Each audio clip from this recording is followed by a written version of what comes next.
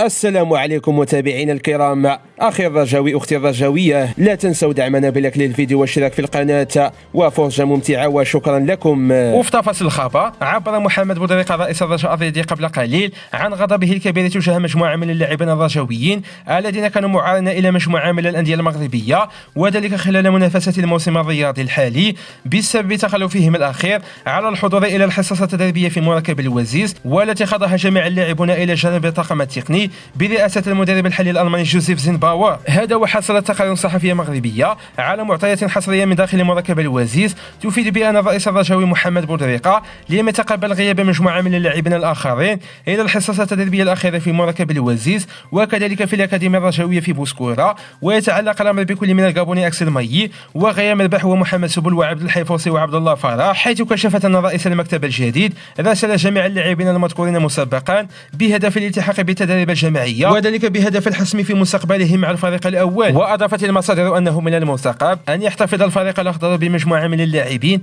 الذين كانوا معارضين إلى أندية مغربية للاستفادة من خدماتهم في الموسم الكروي القادم مقابل إعارة لاعبين آخرين لأندية وطنية بهدف كسب تجربة وخبرة أكبر مع أندية تنتمي إلى القسم الأول والثاني قبل عودتهم لحمل قميص الفريق الأخضر في المستقبل.